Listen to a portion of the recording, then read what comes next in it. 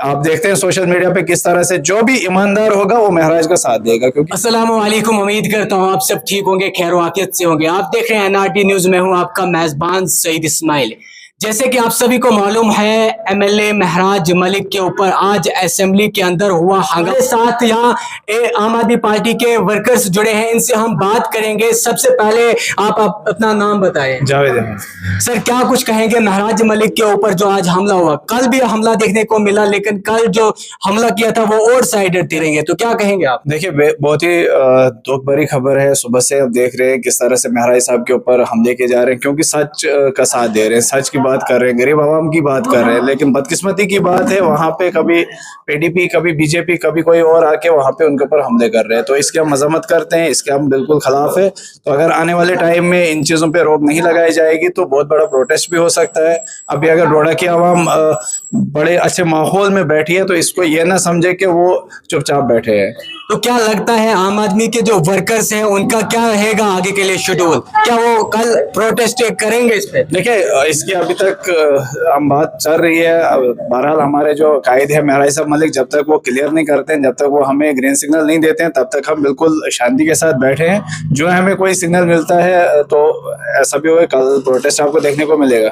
BJP के MLA कहते हैं कि महराज मलिक को डीएनए टेस्ट करना पड़ेगा, तो क्या कहेंगे? हाँ, करना पड़ेगा, क्योंकि वो ईमानदारी और सच्चाई की बात कर रहे हैं। उनको तो आदत है, उनकी जो चोरियां हैं वो तो बंद हो रही है, उनकी दुकानें बंद हो रही है, उन्हें तो कहना है। किस नजरिया से देखते हो आप जो बीजेपी के एमएलए महराज मलिक के लिए ऊपर गाली गलौज कर रहे हैं? देखिए, उनको पहले तो उनको तहजीब सीखनी पड़ेगी। दूसरी बात, अगर महराज साहब जीत के आए, वो ईमानदारी के साथ जीत के आए। वो इनकी तरह पैसा देके शराब बेच के नहीं तो नहीं आए हैं, रेत और बजरी बेच कर तो नहीं आए एमएलए बन के। वो तो ईमानदारी के साथ आए हैं। गरीब लोगों ने उनको वोट दिया, तब जाके वो 24-25 हजार वोट लेकर एमएलए बने हैं। तो गरीब आवाम की बात करते हैं तो वो हजम नहीं हो रही है अपोजिशन को। उनको चाहिए कि ये बातें हजम करें और महराज को अपना काम करने दे।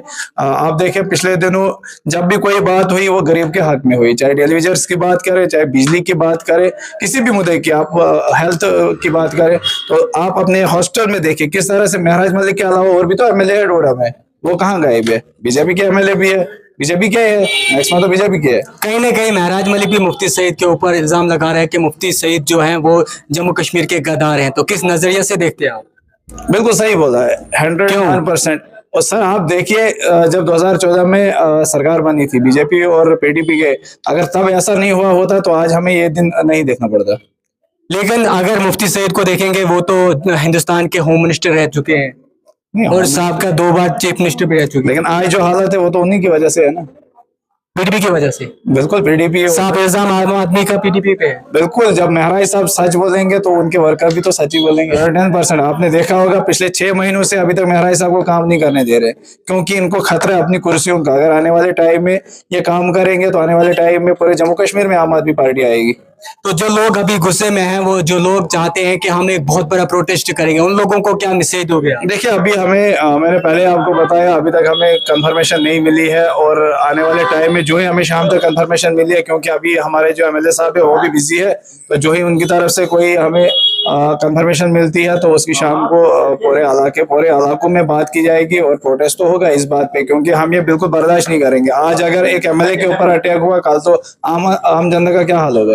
और जिनने अटैक किया पीडीपी के जो वर्कर थे, यानी कि असेंबली के अंदर वो घुस के महराज मलिक के साथ वहां पे हंगामा कर रहे हैं, तो किस नजरिए से देखते हो आप? क्या ऐसा होना चाहिए था? देखिए, वो तो प्लांटेड लोग हैं। अगर किसी एमएलए के साथ उनकी बहस वगैरह मुबासा होता, जैसे हमने देखा पिछले दिनों बीजेपी के एमएलए के साथ हुई, उसके बाद जो एनसी के एमएलए के साथ, हालांकि कोलिशन में है सरकार, लेकिन वो तो चलता है। बहरहाल हर एक का हक है सवाल करना, सवाल पूछना, जवाब देना। लेकिन अगर कोई प्री प्लान गुंडा बाहर से आएगा, वो एक एमएलए रिप्रेजेंटेटिव को ऐसे बात करेगा, ऐसे धमकी देगा, ऐसे चीजें बताएगा, तो वो बिल्कुल बर्दाश्त के काबिल नहीं है। बिल्कुल बर्दाश्त नहीं करेंगे आम आदमी पार्टी के वर्कर। बिल्कुल, आम आदमी पार्टी वर्कर्स क्या, जो भी ईमानदार होगा वो तो बर्दाश्त नहीं करेगा। आपने देखा होगा जम्मू में आज किस तरह से अटैक के बाद महराज मलिक साहब को किस तरह से लोगों ने वहां पे मालाएं डाली, किस तरह से, क्योंकि देखो ये हिंदुस्तान है, यहाँ पे सबका हक है, हिंदुस्तान हमारा है, ये किसी के बाप की जागीर नहीं है। कि कोई भी पार्टी है, चाहे आम आदमी पार्टी की बात करो, बीजेपी की बात करो, कांग्रेस की बात करो, यहाँ पे जो सच बोलेगा उसका साथ देना है। बीजेपी के एमएलए कहते हैं कि महराज मलिक जो है ये हिंदू मजहब के खिलाफ बोलते हैं, तो फिर उनके साथ तो हिंदू भाई वहां पे जम्मू में वो क्या पागल हो गए?